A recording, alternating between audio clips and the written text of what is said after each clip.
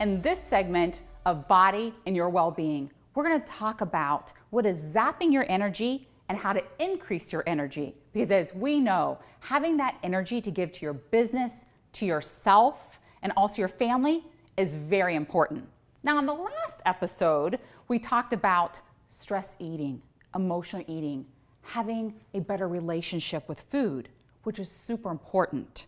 So I really wanted to roll into, now let's think about what is on the end of our fork. Because when I realized, when I went back to school to be a holistic health practitioner, that I had a big aha moment. And my aha moment was this, is that I needed to stop counting calories. That it had nothing to do with calories. I used to set this number like, oh, I'm only gonna eat 1,200 calories a day. Well, guess what? If that 1,200 calories a day of what you're eating is zapping your energy on a cellular level, and it is making you perhaps store fat, it is turning off your metabolism, it's not a good thing. That really, it was about what those calories are telling your body to do. As a matter of fact, I haven't counted calories for years, but I know that I eat, I don't know how many more calories, but I promise you, I'm not eating 1,200 calories a day. So here's what I want you to think about. Calories, food does three things in my eyes. One, it either is going to turn on your metabolism or turn it off.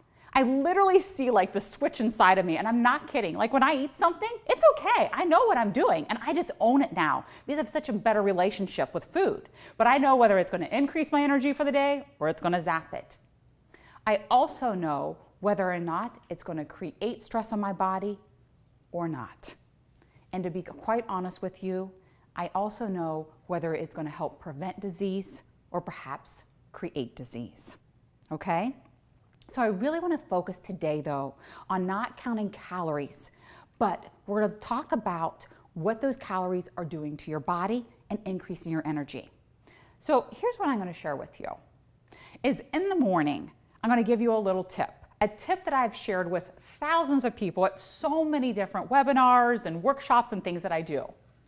And so in the morning, the first thing that you're going to want to do is hydrate your body.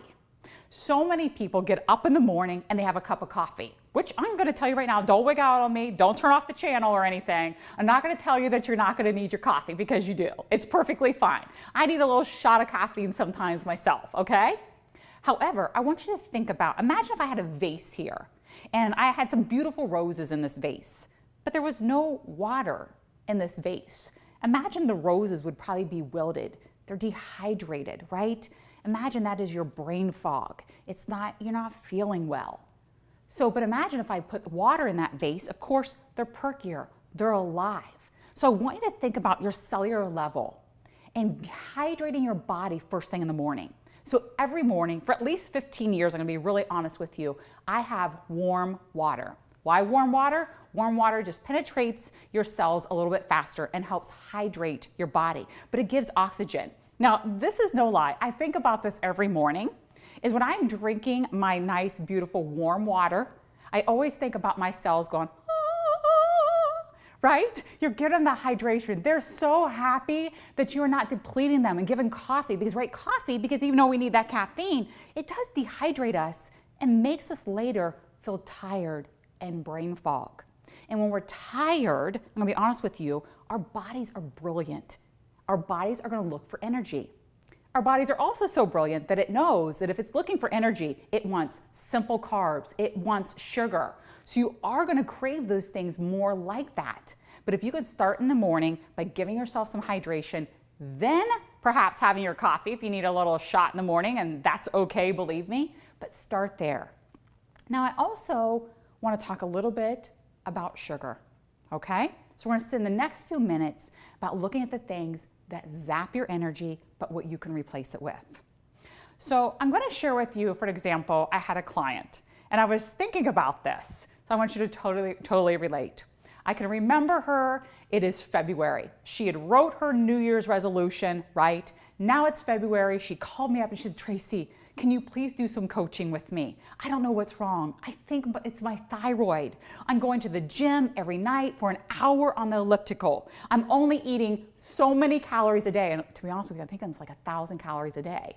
And I thought, oh my gosh, 1,000 calories, we can't survive on that. And so I said, okay, well, share with me, what does a typical day look like for you, right? So she said, Tracey, I get up in the morning and I have yogurt and I have a low-fat granola bar. And so I remember I literally was sitting at my kitchen table. I'm taking notes, of course, as I would do with all my clients and so forth, being able to help them. And the first thing I thought to myself was, and I said, oh, well, what type of yogurt is it? So she tells me the type of yogurt. And I remember thinking to myself, oh my goodness, that yogurt was full of sugar. I'm now asking her about the low-fat granola bar. As a matter of fact, I have a low-fat granola bar right here. And in that low-fat granola bar, it has sugar, fructose, more sugar. So what happens? Your body, of course, and she's eating the low-fat yogurt and the low-fat granola bar, she thinks she's having restrictive calories, but those calories, because they're loaded with sugar, was what? With that switch inside, remember I told you have the ability to turn it off and to turn it on. Well, she was turning off her metabolism. Her insulin was spiking, right? So now she's turned off her metabolism. And when you come down off that sugar high, you're now really hungry and your body's saying, well, I want that high again. I want more sugar again. So we went on. I didn't say a word. I said, well, tell me about lunch. She said, Tracey, of course, matter of fact, she was working in a chiropractic office. And so she said, well, every day for lunch, I'm having a salad. We're ordering out now. And I said, well, tell me what's on that salad. And so she was going to probably one of the favorite spots that many of you maybe go to, and I won't mention names, but on there it had cranberries and it had oranges, it had candied walnuts on it, and of course this low-fat dressing. And all I could think to myself was, sugar, sugar, sugar. You're eating a bowl of sugar. But to many of us, eating that salad is really healthy. But guess what? There was more sugar in the salad than there was fuel for her body. So I thought, once again, she's turning off her metabolism, right? She's zapping her energy. She's spiking up her insulin. So I said, okay, didn't say a word again, but just making my notes. I said, well, tell me about dinner. She said, well, I just had one slice of pizza, thin crust, only cheese, and a side salad. So here's what I say to you. Yes, I do have a fake piece of pizza in my hands, all right? But here's what I want you to think about. This beautiful white crust converts in your body to sugar. Now you add this nice cheese to it and dairy, and your body's gonna process it. And ladies, I don't have time to talk about digestion right now, but most of us have issues with our digestion, but that is a whole other topic, all right? But what I realized is that once again, she was eating things that were sugar. So all day long, she was on the sugar roller coaster. Guess what? When she went to the gym at night on the elliptical for an hour, and I gotta tell you what, even I couldn't stay on the elliptical for an hour, but hey, good for her. She was a sugar burner. When you fill your body all day with sugar, because you need the energy, my goodness, we need food, okay? I'm gonna tell you right now, I love food. I am a huge foodie. But when I realized and identified things, right, that weren't serving me well, I was able to crowd them out, right? I was able to add lots in.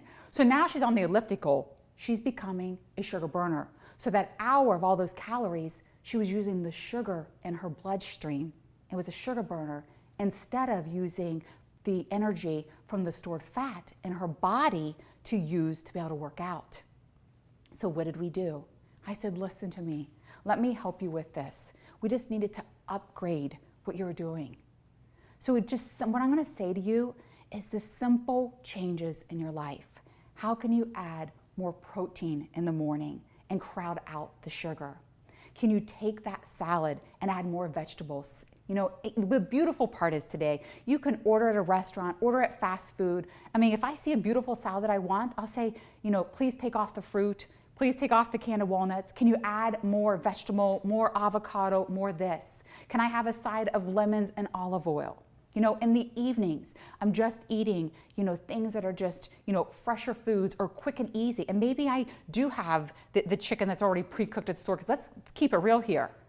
Being a mom and a single mother and working as much as I did, I had to put things on the table very quick and easy. And so what I wanted to know, in the next episode, I'm gonna talk about how we can be able to add in, because my philosophy was I wanted to add in to crowd out. There was no more deprivation. I felt like I was constantly taking away when I was on this yo-yo dieting, and it was giving me brain fog, and then I was feeling bad. I wasn't getting results that I wanted. So remember, this is all about adding energy to your life, managing stress, getting that hormonal balance you want, right? Having the quality of sleep. So I want you to take a look at, where are the hidden sugars in your life? Write them down. Think about it. How can you upgrade? I always talk about good, better, best, upgrade. Because in the next episode, we're going to talk about how to take simple things, upgrade them, and what to add in. But right now, I just want you to be aware of what you are putting into your life, because I want you to have that energy that you need to be able to be successful and accomplish whatever it is that you're looking for.